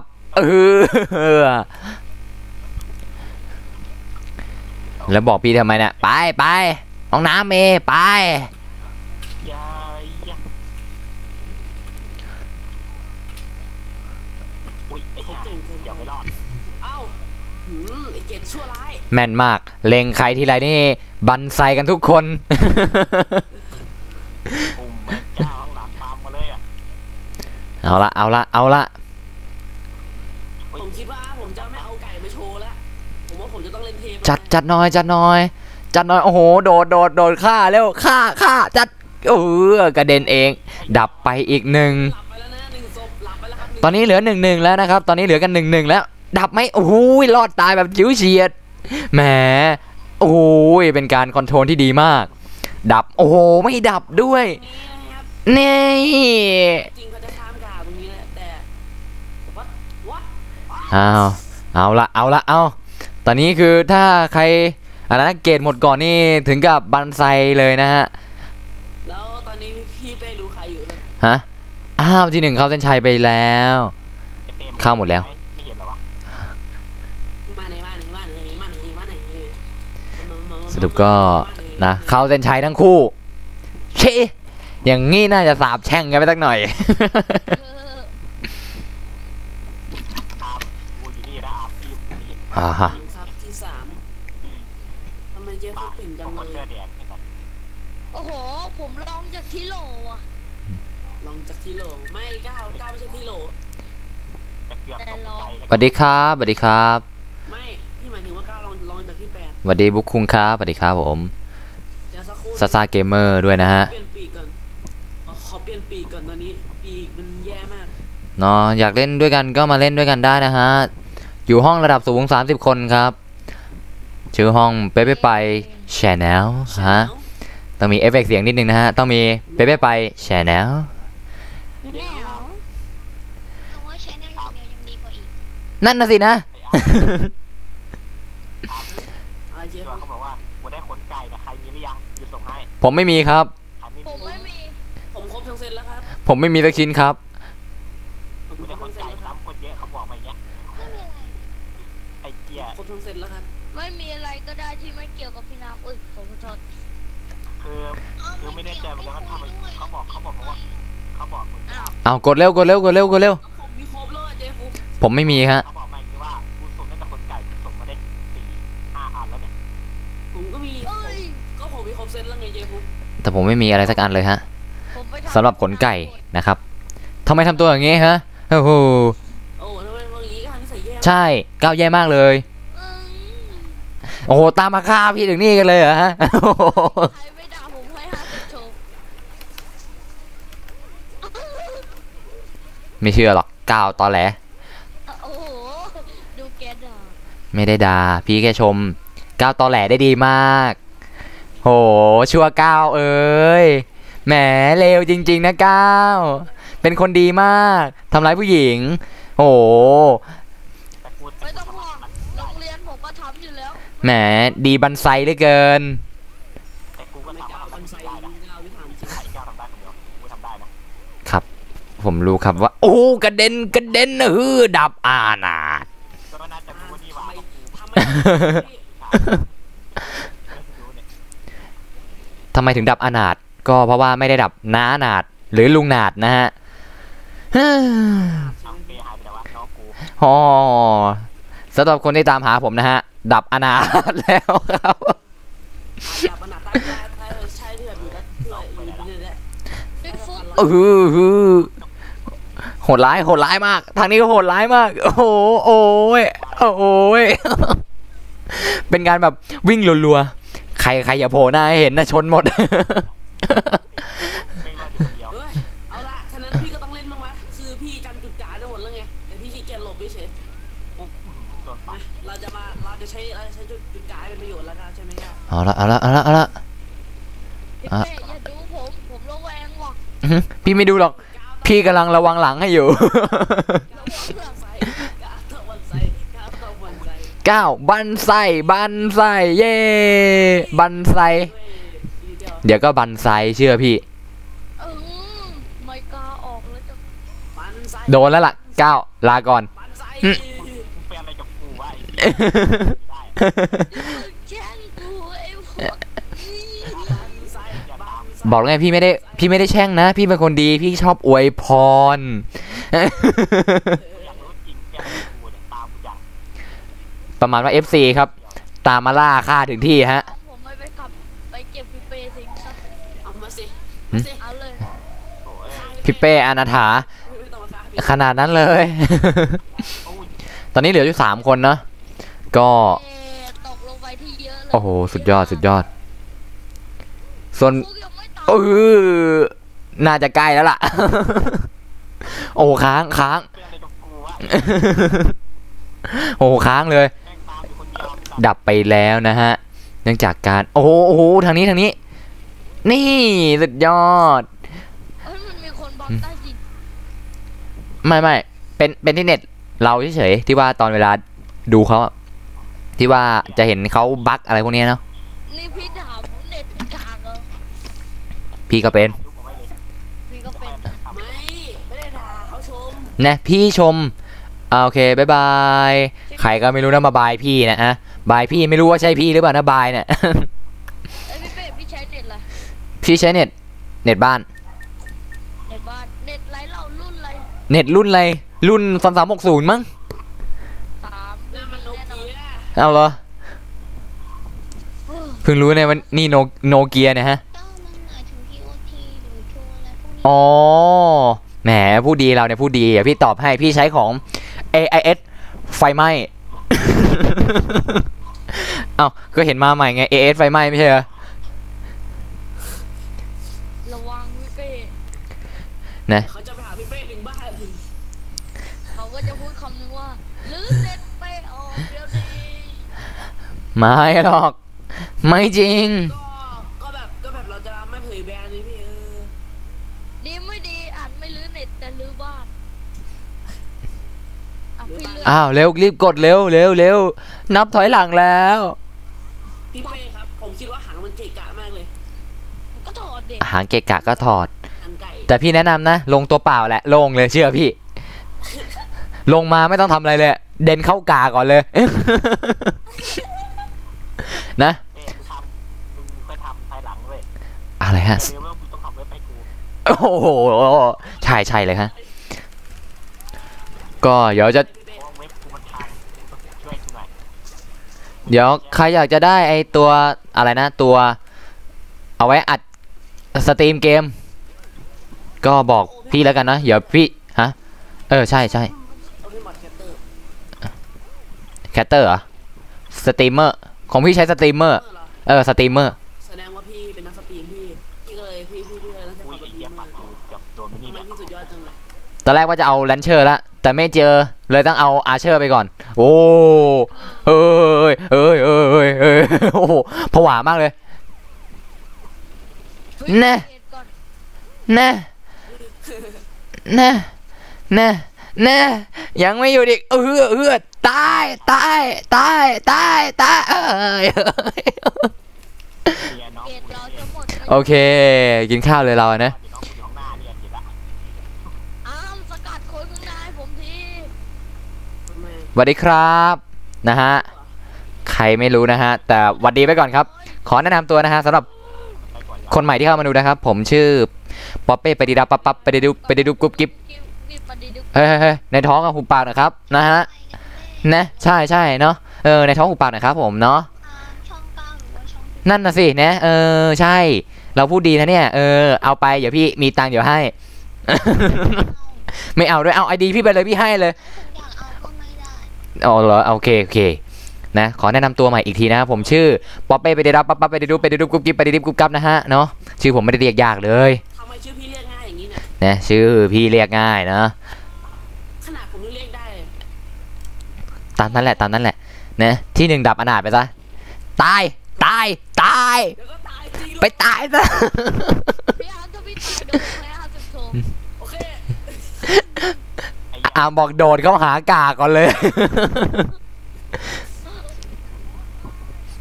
พี่อาร์มถ้าพี่ตาย โอ้เย่เฉียดโอ้แหมทำไมชอบทำให้พี่หวาดเสียวหัวใจ ครับผม เกินเหตุอีกแล้ว ฮ่า พี่อาร์มระวัง อะไรเหรอ กำลังนั่งอยู่ข้างห แต่ ลัง อิน พี่ เกินเหตุ พี่ไม่ได้อินนะ พี่เอา เอาด้วย เอาไปแล้วเนี่ยออกจาก เดี๋ยว ฮะ เอามัน ไม่ได้วะ โอเคเอาไว้นะ ก็พี่เอาไงพี่ไม่ได้อินพี่เอา อ๋อ อินคือในเอาคือออก นอกนอกบ้าน พี่เนี่ยเดี๋ยวหนูก็อ่านซับนะ โอ้โหโหดร้ายกับพี่มากทำอย่างนี้ใช่ไหม เราเล่น แหมถ้าอันซับพี่แล้วก็นะซับพี่หาย แล้วถ้าหนูอ่านซับพี่ก็ต้องหายดิ เอ้าก็อันซับพี่ก็ซับพี่หายไงพี่ผิดอะไรเนี่ย จะร้อนเกินทำไมอะ ฮะพี่ไม่ได้ร้อนพี่หนาวแล้วเนี่ยแอร์บ้านพี่มันช่างหนาวซะเหลือเกิน โอ้แอร์ร้อน พี่เป้หนูว่า ฮะ พี่เป้ครับทำไมรอบนี้ผมไม่เห็นตายวะพี่เป้หมอดูเนี่ย ก็บอกว่ามีแค่1%ไงที่จะรอดตายอ่ะ เอาทำไมผมต้องมาอยู่ข้างหน้าพี่เป้ด้วยพี่ เอาละเนาะ ก็หยุดแล้วก็ให้พี่เป้วิ่งไปด้านหน้าดิ ใช่ ด้านหลังนะ นั่นน่ะสิก็มาถึงว่าประมาณว่าก้าวกระโดดเข้ากาเลยประมาณนั้นน่ะเนาะ กระโดดเข้ากลางไม่มีทาง ดูสิเอาไอ้กันโกรธออกดูสิจะเป็นยังไง จัดไป ไอเลิฟอยู่ คนหายไปแล้วหมด อ้อย โอเคจะไปกินข้าวก็ไปสักทีเถอะเราเนี่ย พี่เป้ ฮะ ดูชุด ดูทำไมไม่อยากดู หัวไก่หางไก่ บูเตอร์ไก่ โอเคทำได้ดี มือไก่แต่รองเท้าเป็นเป็ด ก็ทำได้ดี ไม่เอาข้าวมันไก่มาเลยอ่ะ พี่ชอบกินนะครับ จบ เนี่ยไปเรียกผัด ก้าว เรื่อง ก้าว ก้า ก้าวก้าวรู้ไหมว่าทำไมพี่ถึงอยากให้อันนี้มันครบ อ่า เพราะว่าร บกวน พี่เกิดมีราคาไง รบ อยากให้มันครบมังกรพี่ก็ครบเนี่ย รบกวนแปลให้ผมทีนะฮะ อ่านไหมอ๋อ ถูกต้องเลย รู้สึกในห้อง มึง อ่าฮะ ใช่ไหมเดี๋ยวรอแป๊บ ในห้องนี้มีแต่คนอ่อนมาพูดว่า รู้สึกในห้องที่จะมีคนเขียนโดจินเล่นอยู่ด้วย เอาเหรอขนาดนั้นเลยเหรอคิง05 ก้าวบอกว่าไหนเดี๋ยว รู้สึกว่าจะไปแล้วเนาะ น่าจะไม่ได้อยู่ในห้องแล้ว อ้าวออก อ๋อ นี่ไง คิง5ไม่05ใช่ คิง5ขีด GZ อ๋อ ใช่ เมื่อกี้โดนเตะไปแล้ว อาร์มเตะ อาร์มชั่วมาก ทำไมอาร์มทำตัวอย่างนี้ ไม่ได้เตะเลยครับเขาออกไปเอง อ้าวเหรอ มันเขียนว่าถูกเตะออกจากห้องแล้วค่ะ อ๋ออันนั้นหมอเก่าเขาเตะครับ เหรอ อันนี้พี่สามารถเปิดได้อยู่เปล่าวะ เปิดจากล่างขึ้นบน เฮ้ยดอก ตรึงลูกอม โดนดินทับ ตรึงดีมาก เก็บต่อไป พี่เป้เนี่ยผมไปเล่นกันนะ เอาหายกันไปหมดเลย อ้าวหายกันหมดแล้ว แล้ว เฮ้ยพี่อาร์มพี่ไปส่งมาตอนไหนส่ง แล้วไปไหนกันหมดเนี่ย สุ่มหางไก่เอามาให้ผมมั่งเลย ไม่อ่ะอันนี้พี่ซื้อมา เชี่ย เป้ ไอ้งกไอ้ชั่วไอ้นรกปาดแปด เป้เอาเหรียญมาให้กูหน่อยได้ไหม เหรียญอะไรครับ อย่าให้ เดี๋ยวก็ตาย เหรียญกระต่ายไม่มีครับ กูอยากจะโซม ครับ ก็บอกผมไม่ได้ครับ ต้องบอกสปอนเซอร์ครับผม ที่เป็นแบบที่คนเขาเนี่ยเขาดื่มมาพี่ สปอนเซอร์ เอาเดี๋ยวเอาลูกให้ดูเป้ รู้สึกเหมือนเคยเห็นชื่อนี้เนาะ แต่ไม่แน่ใจ เป้ ฮะ เอาลูกนี้ไปดู อะไรครับ ได้หมดเนาะ พี่ด่านไหนก็ได้เนาะ ได้หมด ไม่ว่า พวกนี้สตรีมไหมครับ เปิดมาตั้งนานละยังไม่ได้เลย พรุ่งนี้ก็ว่าจะสตรีมไมค์ครับอยู่เนาะ แต่ว่าเดี๋ยวต้องดูตัวโคโลนก่อนว่า จะเน่าหรือจะห่วย เป้ กำลังครับแป๊บหนึ่งฮะ พอดีว่ามันก็ค้างๆนี้สนุง มึงเห็นไหมเนี่ยจะสุ่มหมดแล้วเนี่ย อยากได้ ผมเอาอะไรดีกว่า แม่งใช้ตั้งเยอะไอ้เหี้ยแม่งจนหมดเหรียญละ ผมใช้จากล่างขึ้นบนมาฮะ ผมเอาจากล่างขึ้นบนมา หมดเห ลา รียญแล้ว ขึ้นบน เล่นด้วยสิ มาเลยเนาะ ชื่อห้องไปชแนล ใช่แล้ว เนาะ แนว อยู่30 คนระดับสูงเนาะ เนาะ มีไอ้ เอาล่ะ อะไรพอไหม ก็หาเจอก็เข้ามาเล่นด้วยกันได้เนาะ ไม่เป็นไรเนาะ มาแอดเพื่อนพี่ก็ได้ไม่ว่ากันหรอก อีกทีเตะอาร์ม นะ เป้คิดว่าพี่จะได้หมดนี่ไหม ผมว่าการสุ่มหมด ไอ้ที่ว่าอะไรนะกิจกรรมตอนนี้ก็เป็นอะไรที่ง่ายดายมาก เพียงแค่ออนทิ้งข้ามวันละข้ามคืนข้ามปีข้ามเดือน จะสุ่มหมดแล้ว นะฮะ หาห้องเจอก็เข้ามาเล่นกันเลยเนาะ แต่ตอนนี้เริ่มเกมมาแล้ว พรุ่งนี้จะวันอะไร เป้ อะไรครับอะไร ไปเล่นดูหน้าเถอะ วันหยุด ยังไม่เปิดครับ ใช่ไหมก้าวันหยุดใช่ไหม เล่นกันเถอะ ยังไม่เปิดฮะ เห็นพี่เชียวว่าเขาเล่นได้ นั่นไง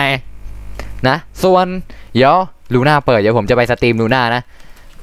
เราจะมานั่งเล่น MMORPG กันบ้าง ดีเนาะ ไอ้เป้ นั่นสิครับ แล้วทำไมพี่เชียวเขาเข้าไปได้วะทำไมเราเข้าไปไม่ได้ พี่ชวัต โอ้ เขาเป็น ยโอ้ยโอ้ย ไม่ถึง โปรโมทแต่ทีนี้อยู่ดีๆ เออ ไม่ติดเกือบไปแล้ว ยังไง ทำเสียงหลอนทำไมวะ เจ๊เปิดเยอะขนาดนี้ทำไมเจ๊เปิดเยอะขนาดนี้แล้วเมื่อไหร่เจ๊จะเจอกล่องเนี่ย เหรอ ชื่อคุ้นๆชื่อ รู้ว่าเดี๋ยวเปิดมาตั้งนานแล้วไม่ได้ก็ตามส่งมาตั้งนานแล้ว ชื่อคุ้นเหรอ อ้าว ดับกันไปแล้วนะฮะ ไม่อาร์มแต่ไม่ได้สุ่ม คุ้นกับพี่เหรอ สุ่มเบียงหมดเลย จริงเปล่าเนี่ย ฮะ พี่ไม่รู้นะว่า เพราะว่าของพี่ก็เยอะ โอเคครับ โชคดีครับผม ไว้เจอกันครับ ลื่นไอ้บ้า500 ถึง5,000ไหมก็ไม่รู้ ไม่ถึงหรอก แค่500 รู้สึกว่าน่าจะได้เจอผมอยู่เนาะเพราะว่าช่วงนี้ก็อยู่หน้าเสาธงประจำ เดินมาจานเหรอพี่ เตรียมภรรยาไป เปล่า โอ้ยหักนิ้วตัวเอง เสียงหล่อๆผมจะยืนอยู่หน้าเสาธงฮะ เหรอเสียงพี่หล่อมากเลย เฮ้ย วงเล็บประชด นี้นะเซ่ เนาะก็ จริงนะ สวัสดีครับผม เสียงหล่อกว่าพี่อีกด้วยซ้ำ สวัสดีครับ พี่เสียงเท่ากับผีเลยบอกเลยนั่นแหละคำชม พี่เป้กับโหดร้ายจังเลย สวัสดีครับ เราเคย สวัสดีครับ หนาตาสะทุน ก็ไม่คุ้น พี่เป้ครับทำไมห้องมันค่อยๆเปลี่ยนไปทีละนิดทีละหน่อย เอ้าทีละนิดทีละหน่อยไงไเออม่ไหวแล้ว เป็นได้ก็แค่นั้น จะสู้ ตัวได้ ก็ไม่รู้ เอาละเอาละเอาละ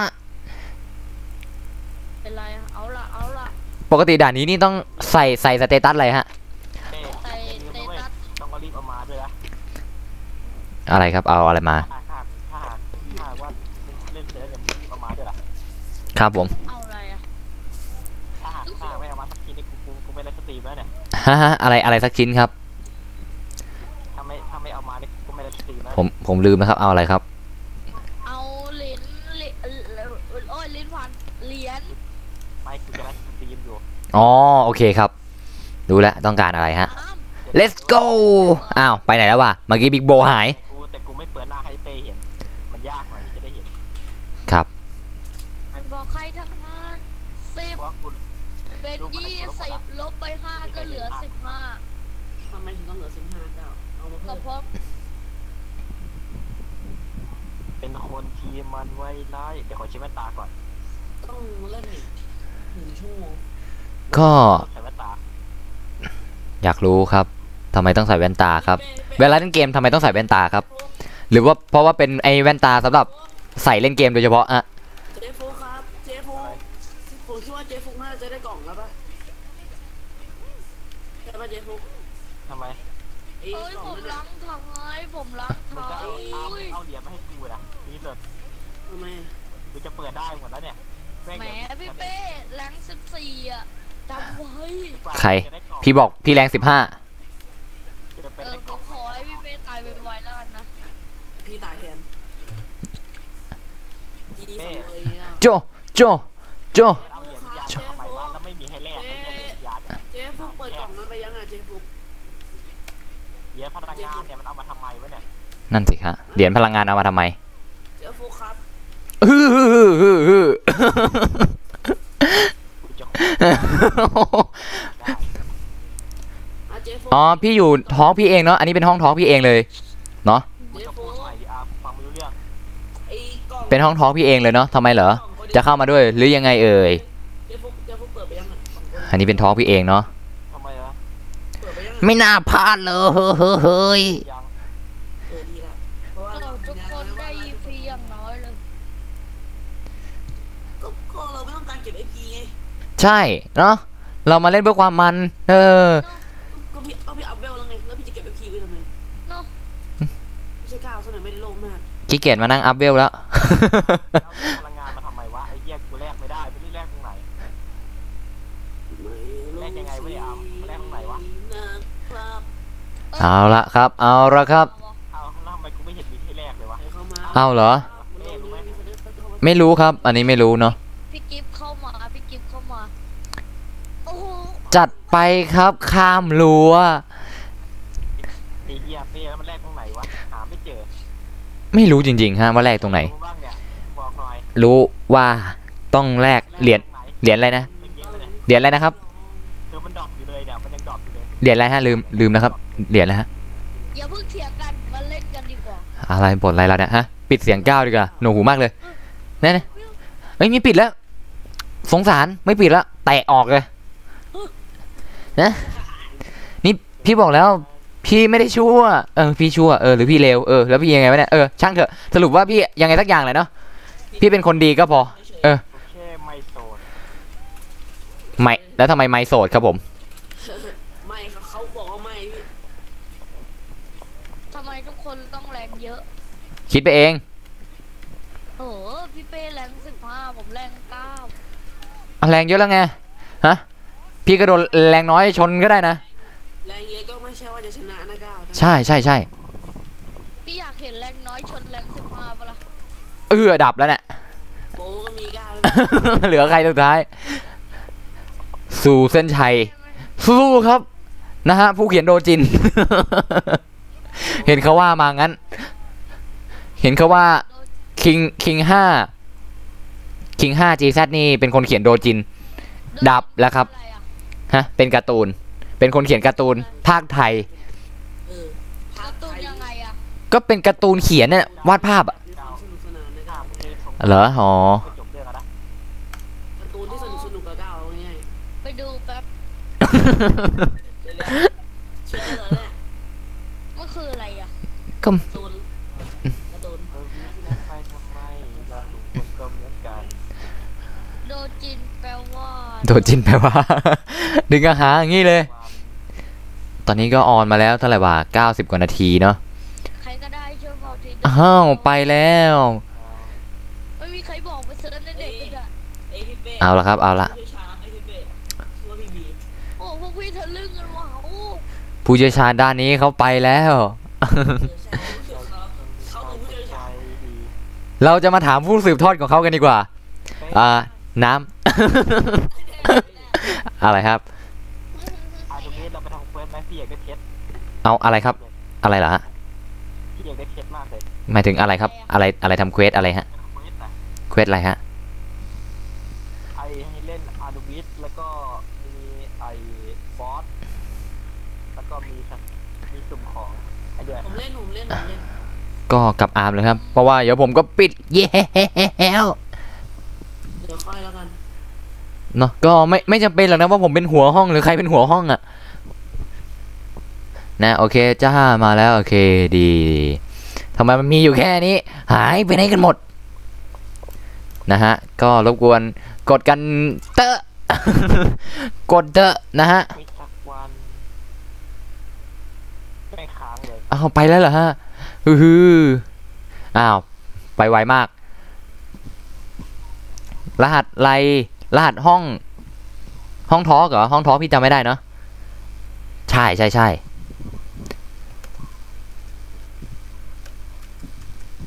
นะเดี๋ยวตามมาเนาะเดี๋ยวพี่สร้างห้อง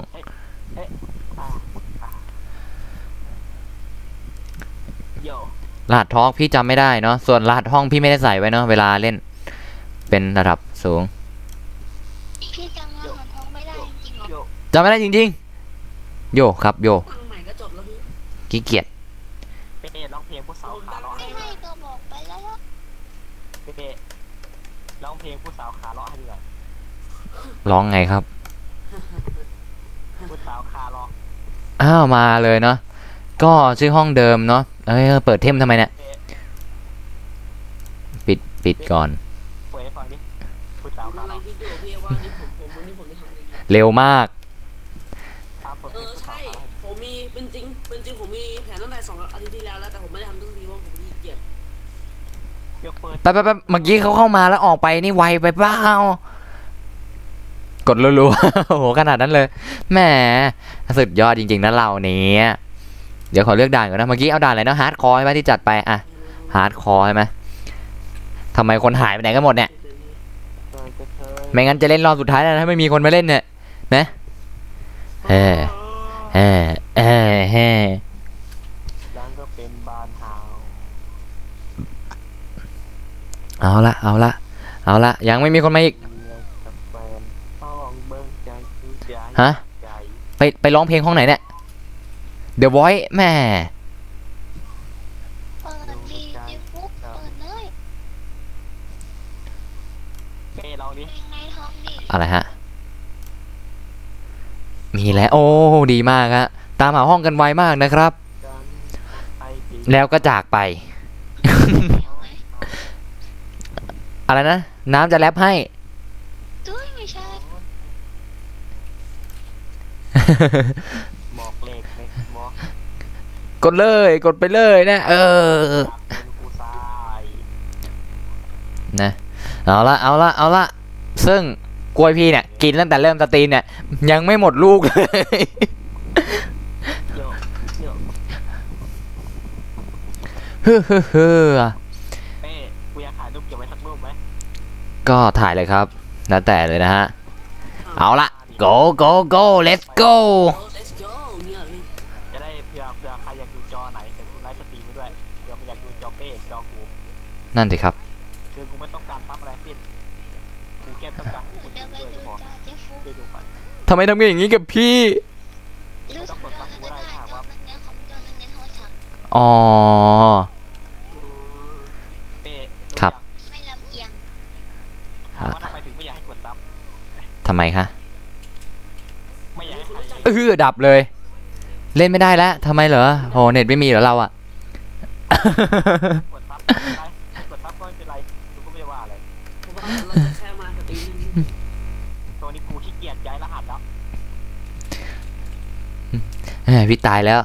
โอเคยัง ครับ ย้ายรหัสแล้ว โอเคครับ สรุปก็ไม่ย้ายใช่ไหมครับ ไม่กูย้ายไปรหัสนู้นแต่กูก็จะไม่สมัครเลยเพราะรหัสเราเป็นรหัสสุดท้ายอยู่แล้ว นะรอบอ้าวไปไหนแล้ววะรอบสุดท้ายแล้วเนาะรอบนี้จะเป็นรอบสุดท้าย ไลฟ์สตรีมสักทีหายไปนานอยากไลฟ์สตรีมบ้างตอนเนี้ยช่วงเนี้ย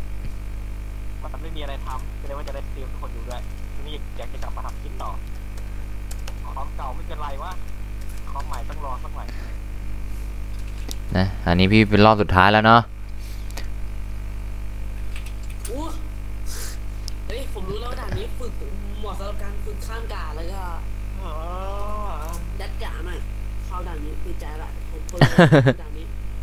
ให้ผมจำได้ ไม่พี่มีคติประจำใจที่ว่าคือถ้าเล่นกับน้องๆ อย่าเข้าเส้นชัย ฮะเอ้าก็อย่าโชว์ความโหดไงก็คือให้น้องๆเขาชนะบ้างไง เออ บอกไปตรงๆเลยเหรอว่าพี่กา ไม่เคยเอาจริงอะทำไมอะ พี่เอาจริงๆนี่พี่ เอาจริง เลยเลย ๆ ใครจะเป็นอ่ะเอาจริง ๆด้วย แล้วใครจะเป็นหนูทดลองให้พี่เอาอะฮะ เรื่องกันพี่เรื่องแล้วบ้าง ไม่ถึงก็ลงสนามกับพี่ไงเออ เป็นหนูทดลองมากับพี่อะดับไปอีกหนึ่ง นี่ไง ดับเอาอ่ะขนาดนั้นเลยเหรอฮะ กูก็เป็นน้องเคียร์ล่ะ ไม่ต้องผมอ่ะ แต่อันดับแรกผมขอคอมดีกว่าฮะโน้ตบุ๊กมันกดไม่ไปเหลือเกินครับคอนโทรลกดไม่ค่อยติดฮะเป็นอะไรที่ปัญหามาก พี่เป้ว่าพี่เป้ชื่ออะไร บายบาย ไม่ไปนะพี่เป้แสดงว่าอะไรซึ่งอย่างพี่จะต้องกดแล้วไปพี่ มีคนมาเฝ้าคอมด้วยแหมสุดยอดสุดยอด อ้าวคนนี้เขารู้จักมึงนะ ผมไม่รู้จักอ่ะ น้องเอเขารู้จักมึง ไปละ ผมไม่รู้จักอ่ะ ไม่เขาอยากเป็นอะไรเขาอยากเป็นแฟนมึง วัดเดอะ อะไรนะ กุ้มเก่าจะตามทางล่างนี้เลยต้องเรียบ เขาอายุอยากรู้ไหมอายุเขาอายุเท่าไหร่ เท่าไหร่พี่โอเค เขาอายุ ผม 13 ปี นั่นแหละผมเกลียดที่สุด ออนกับหนูอีกอะ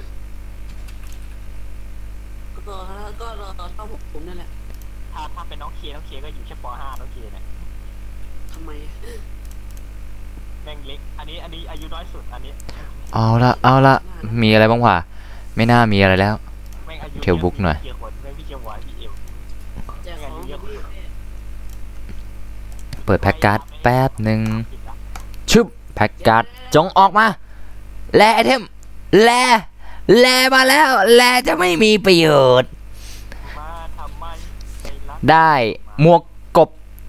อะไรหมวกเจ้ากบพิโรธถาวรด้วยแหม่สุดยอดจริงๆนี่ผมดวงดีหรือเปล่า หรือเปล่าด้วยนะฮะ เขาอยากได้อาร์มก็เห็นว่าเขาเห็นว่าอาร์มรวยแน่ๆเลย ไม่มีความ เอาเลยอย่างอื่นก็เยอะนะเนี่ย ตัวละครอาร์มเนี่ยพี่เลยเอามาโพสต์รูปให้ดู ผมไลฟ์ประโยชน์กับเจฟฟุตดิ พี่ก็เลยว่าอาร์มนี่เหมาะสุดละ ต้องไอ้ก้าว เอาเป็นอะไรดีใส่ไปก่อน ไอ้ก้าวพี่ พอดีว่ามันมีนับอยู่ นั่นแหละ มันมีนับปิโตอยู่ เอาละ อ๋อรู้แล้ว ก็คงไม่มีใครดูแล้วเนาะ อะไร แม่ เดี๋ยวเมียมันด่า โชว์ชุดหน่อยโชว์ชุดหน่อย เดี๋ยวถ้าเมีย ชุดยังมีหน่อยเดียวเนี่ยแหละให้โชว์เนี่ยของพี่มีนิดเดียวเองเนาะแค่นี้แหละ เมียมันทีหลัง อันนี้ก็ไม่ได้ตีบวกอะไรเลย อันนี้ตีบวกอะไรไปวะไม่ได้บวก เหมือนเคยตีบวกตัวอะไรไม่รู้ มันหลบกูได้มันหลบที่กูก็ได้ กางเกงก็มีนิดเดียวรองเท้ามีฮะมีอะไรดีเนี่ยไม่มีอะไรดีเลย บนอะไร นั่นน่ะสิพี่บ่นอะไรของพี่เนี่ย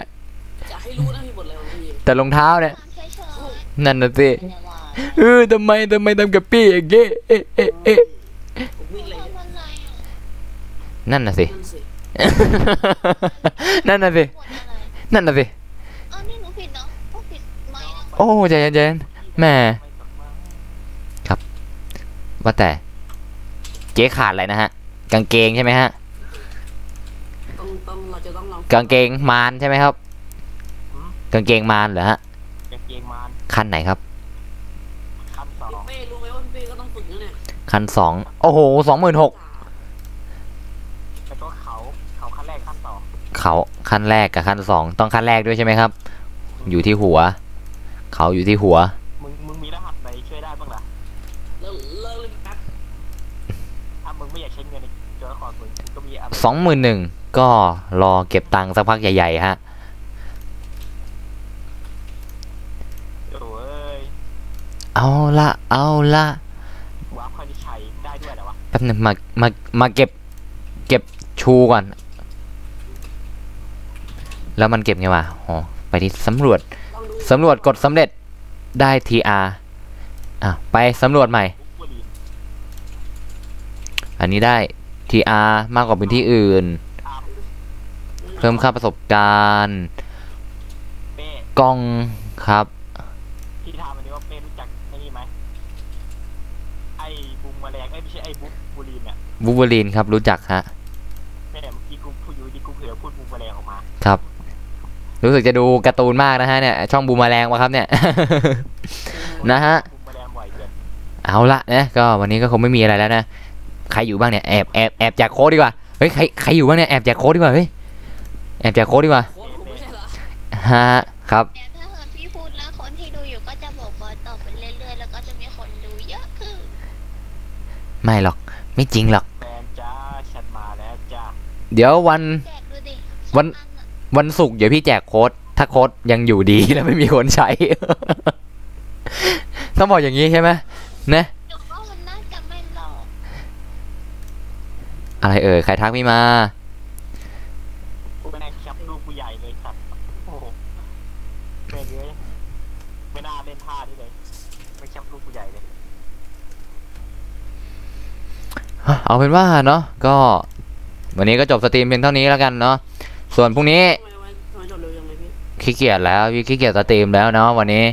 ขี้เกียจสตรีมก็ เอาละโอเค ไปแล้วบายบี งาน